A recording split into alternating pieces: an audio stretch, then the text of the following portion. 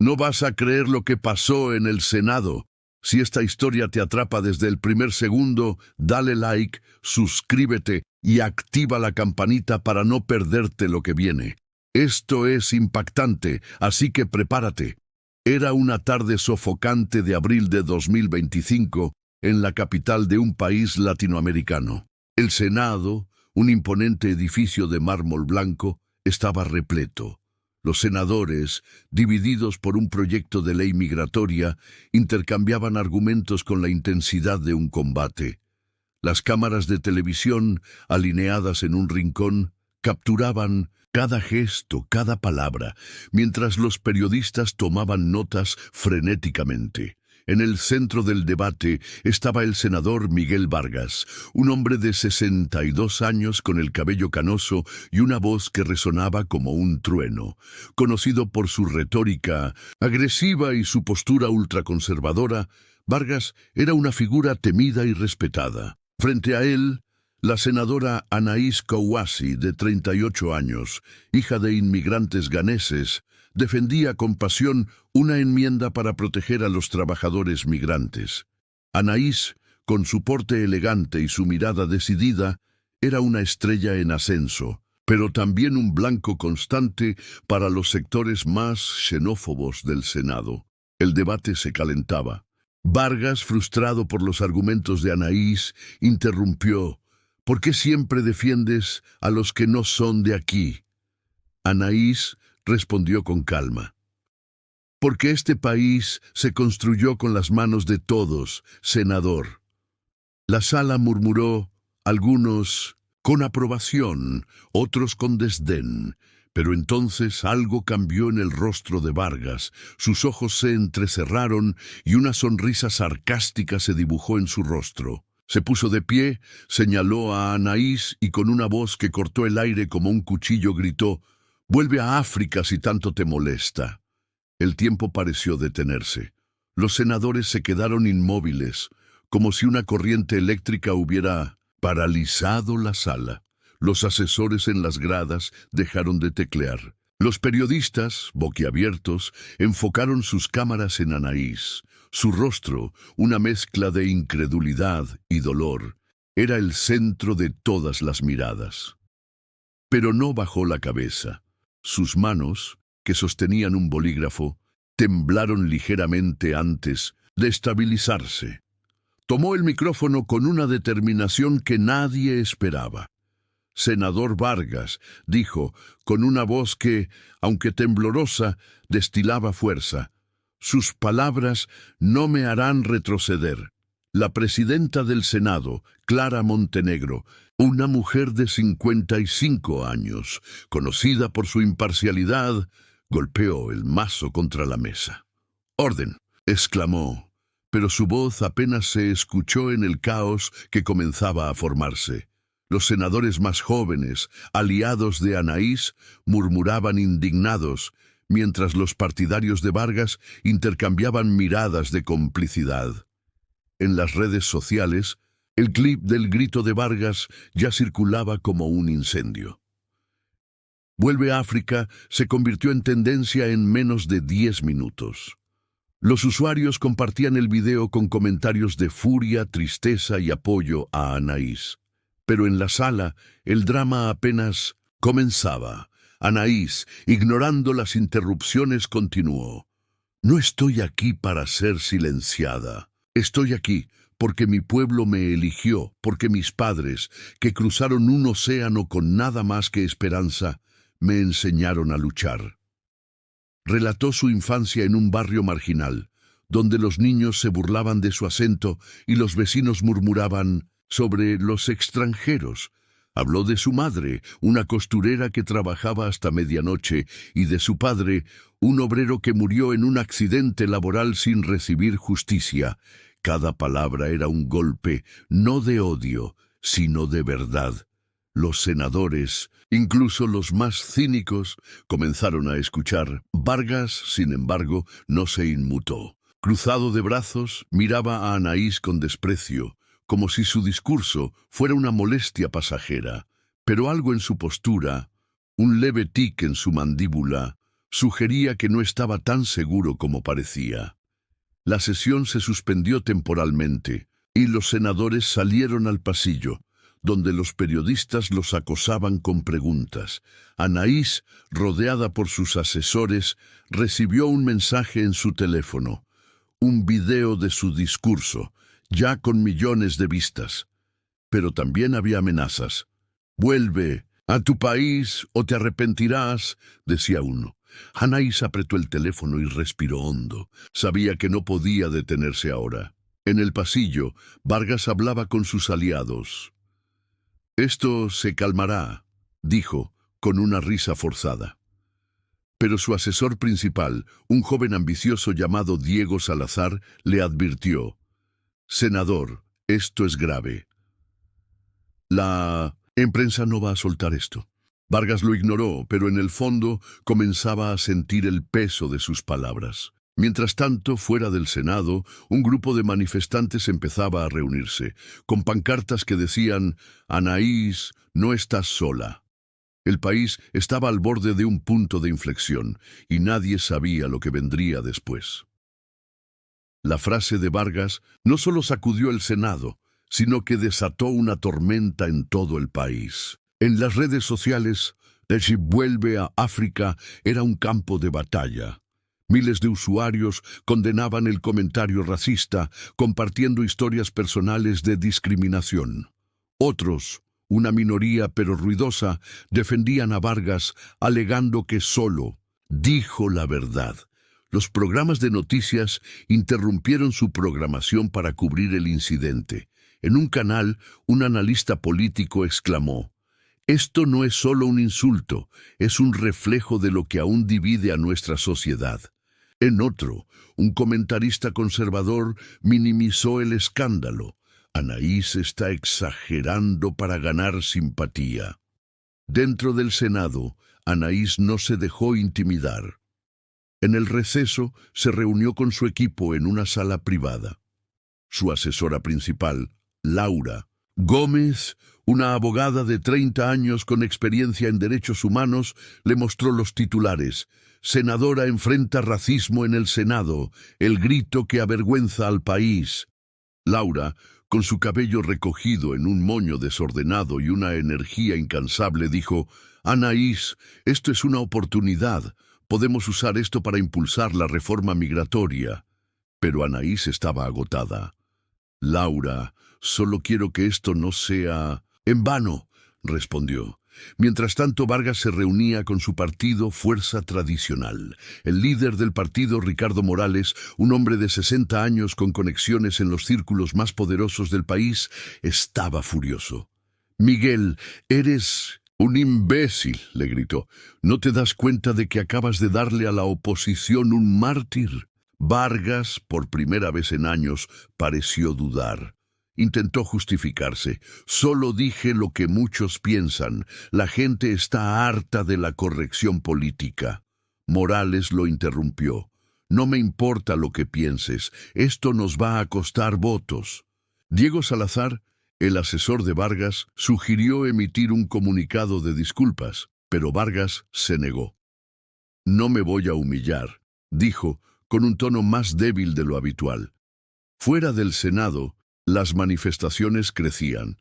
Estudiantes universitarios, activistas por los derechos humanos y miembros de la diáspora africana se unieron frente al edificio, exigiendo justicia. Una joven manifestante, Sofía Ramírez, de 22 años, sostenía un cartel que decía: «Mi piel no es un delito». En una entrevista improvisada con un canal de YouTube, Sofía dijo: «Anaís es nuestra voz. No podemos dejarla sola». El vídeo de 1910, su entrevista se volvió viral, sumándose a los millones de publicaciones que inundaban las redes. Anaís, al ver las imágenes de las protestas desde su oficina, sintió una mezcla de gratitud y responsabilidad. Decidió no abandonar la sesión. Cuando regresó a la sala, propuso una moción inesperada: suspender a Vargas por conducta indebida durante 90 días. La propuesta desató un nuevo debate, aún más acalorado que el anterior. Los aliados de Vargas acusaron a Anaís de victimizarse y de intentar un golpe mediático. Pero otros senadores, incluidos algunos moderados, comenzaron a apoyar. Uno de ellos era el senador Javier Torres, un hombre de 45 años conocido por su neutralidad. Javier, un exalcalde de una ciudad portuaria, había trabajado con inmigrantes durante años. Aunque compartía partido con Vargas, no podía ignorar el racismo evidente en sus palabras. En un discurso improvisado dijo: "No se trata de política, se trata de decencia humana. En 2025 no podemos permitir que nuestro Senado sea un escenario para el odio".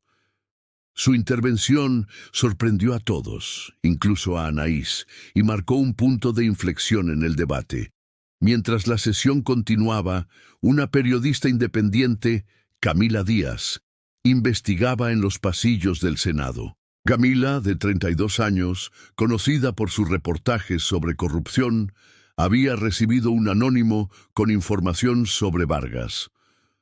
Los documentos sugerían que Vargas había recibido millones en donaciones de empresas que explotaban a inmigrantes en condiciones de semiesclavitud. Si la información era cierta, sería el fin de su carrera. Camila, con su grabadora en la mano, comenzó a seguir la pista sin saber que estaba a punto de desatar una bomba. Si esta historia te está dejando con la boca abierta, déjanos un comentario con tu opinión y suscríbete para no perderte el desenlace. La moción de Anaís para suspender a Vargas dividió al Senado como nunca antes. Los senadores gritaban, los asesores corrían de un lado a otro y las cámaras captaban cada segundo del caos. Clara Montenegro, la presidenta del Senado, luchaba por mantener el orden, pero la tensión era insostenible. Anaís, en su asiento, recibía notas de su equipo. Laura le pasó un informe. El apoyo a la moción crecía, pero aún faltaban votos. Clave. Uno de ellos era el de la senadora Elena Ruiz, una conservadora moderada de 50 años, que rara vez tomaba partido en temas polémicos. Elena, conocida por su pragmatismo, estaba indecisa. En privado le confesó a un asesor: "No quiero apoyar a Vargas, pero tampoco quiero alienar a mi base". Anaís, al enterarse, decidió acercarse a ella durante un receso. En el pasillo, Anaís y Elena tuvieron una conversación tensa pero honesta. «Senadora Ruiz», dijo Anaís, «esto no es solo sobre mí, es sobre lo que permitimos en este país». Elena, mirando al suelo, respondió: «Lo sé, pero la política es complicada». Anaís insistió: «La decencia no debería serlo». Algo en sus palabras tocó a Elena, quien prometió considerar su voto. Mientras tanto, Vargas reunía a sus aliados en una sala privada. Diego Salazar, su asesor, le mostró encuestas internas. Su popularidad estaba en caída libre. «Senador, si no se disculpa, esto va a empeorar», dijo Diego. Pero Vargas, obstinado, se negó. «No le daré el gusto a esa mujer», gruñó. Sin embargo, su confianza comenzó a desmoronarse cuando recibió una llamada de un empresario poderoso, Carlos Mendoza, uno de sus principales donantes. «Miguel, estás poniendo en riesgo nuestros intereses», le advirtió Mendoza. Vargas colgó, furioso, pero el miedo comenzaba a apoderarse de él. Fuera del Senado, las manifestaciones se intensificaban. Miles de personas, lideradas por activistas como Sofía Ramírez, coreaban el nombre de Anaís, pero también había contramanifestantes, un grupo pequeño pero agresivo que apoyaba a Vargas. En un momento, los dos grupos casi chocan y la policía tuvo que intervenir. Las imágenes de la confrontación se transmitieron en vivo, aumentando la polarización en el país. En las redes, el debate era feroz. Influencers y celebridades se pronunciaron a favor de Anaís, mientras que algunos comentaristas de derecha acusaban al Senado de censurar la libertad de expresión. En medio del caos, Camila Díaz, la periodista, seguía su investigación. Contactó a un ex empleado de una de las empresas vinculadas a Vargas, quien le confirmó los detalles. Trabajadores inmigrantes vivían en condiciones inhumanas, sin contratos ni derechos. Camila sabía que publicar la historia sería peligroso, pero no podía detenerse. De vuelta en el Senado, la votación para la suspensión de Vargas estaba a punto de comenzar. Pero justo antes, Camila filtró un adelanto de su investigación a un canal de noticias. El titular explotó en las pantallas. Senador Vargas, vinculado a explotación de inmigrantes. La sala se llenó de murmullos. Anaís, con los documentos en la mano, tomó el micrófono. «¿Esto es lo que defiende, senador?», grita, «¿vuelve a África mientras lucra con el sufrimiento de los inmigrantes?». Vargas, pálido, no respondió. La revelación de Camila Díaz cambió todo. Los senadores, incluso los aliados de Vargas, comenzaron a distanciarse. La votación para la suspensión se llevó a cabo en un silencio sepulcral. Con 48 votos a favor y 24 en contra, Vargas fue suspendido por 90 días, una decisión sin precedentes. Pero Anaís no se conformó. Propuso crear una comisión para investigar los nexos entre políticos y empresas explotadoras. La moción, apoyada por Javier Torres y Elena Ruiz, fue aprobada por una mayoría abrumadora. Vargas, humillado, abandonó la sala sin hablar con la prensa. En su oficina, destrozó una lámpara en un arranque de furia. Diego Salazar intentó calmarlo. «Podemos manejar esto, senador». Pero Vargas sabía que su carrera estaba en ruinas. Carlos Mendoza, el empresario, le envió un mensaje claro. «Estás solo». Anaís, por su parte, enfrentaba una avalancha de atención. Recibía invitaciones a programas de televisión, mensajes de apoyo de líderes internacionales y amenazas cada vez más violentas. Una noche, mientras regresaba a su apartamento, notó un auto sospechoso siguiéndola. Laura, su asesora, insistió en contratar seguridad, pero Anaís se negó. «No voy a vivir con miedo». En las calles, las manifestaciones continuaban. Sofía Ramírez, la joven activista, se convirtió en una figura clave, organizando marchas pacíficas y recaudando fondos para apoyar a los inmigrantes. Pero también enfrentaba ataques en línea, con trolls que la acusaban de traicionar al país. Sofía, sin embargo, no se rindió. En un discurso improvisado frente al Senado dijo: «No luchamos solo por Anaís, luchamos por todos los que han sido silenciados». Camila Díaz publicó su investigación completa, un reportaje de 5.000 palabras que detallaba los abusos en las empresas vinculadas a Vargas. El artículo, compartido millones de veces, provocó la renuncia de varios ejecutivos y la apertura de investigaciones penales. Pero Camila pagó un precio. Recibió amenazas de muerte y tuvo que esconderse temporalmente. Mientras tanto, Anaís trabajaba en la comisión. Descubrió que los nexos de Vargas eran solo la punta del iceberg. Otros senadores, empresarios y hasta funcionarios de alto rango estaban involucrados en una red de corrupción que explotaba a los más vulnerables. La verdad era más oscura de lo que imaginaba, pero Anaís estaba decidida a exponerla, sin importar el costo. 3 meses después, el país había cambiado. Vargas, acorralado por las investigaciones, renunció a su escaño. Las empresas vinculadas a él enfrentaban juicios y varias fueron clausuradas. Anaís, ahora una figura nacional, lideraba la comisión, que presentó un informe devastador. Más de 20 políticos estaban implicados en la red de explotación. El informe llevó a nuevas elecciones en varios distritos y a reformas para proteger a los trabajadores migrantes. Anaís, sin embargo, no buscaba gloria. En una sesión final, pronunció un discurso que quedó grabado en la historia. No importa de dónde vengas, tu voz tiene poder. Este Senado, este país, es de todos. La sala, antes dividida, aplaudió de pie. Incluso Clara Montenegro, la presidenta, visiblemente emocionada, le dedicó un gesto de respeto.